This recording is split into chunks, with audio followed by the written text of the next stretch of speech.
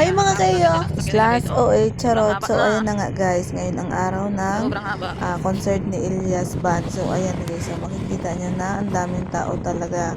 So ang sasakyan talaga is sobrang dami na talaga.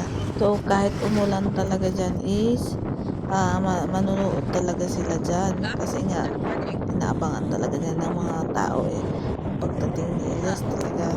So ang daming mga dayo talaga na dumadating ngayon dito sa Bulalakaw.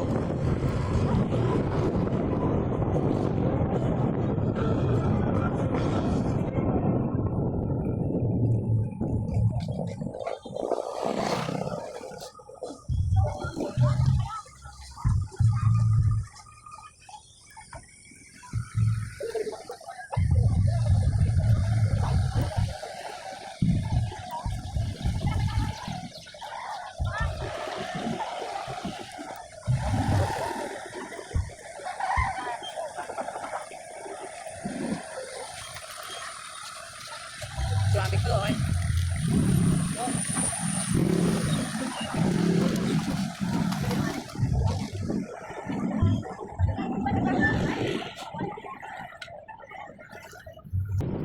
So ayun na nga guys, sobrang daming tao is traffic talaga.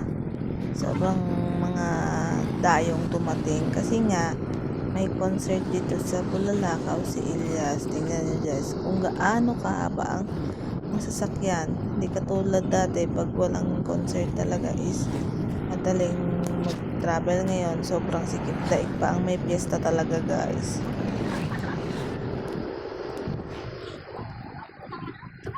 Traffic.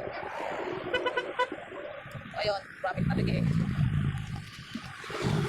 So ayan guys, tingnan nyo diba ang haba ng pila ng mga sasakyan malapit nang makarating sa Kawakat Bridge guys. Tingnan nyo diba, ganyan kadaming tao. May mga taga Kalapan daw na tumayo dyan at mga taga Occidental.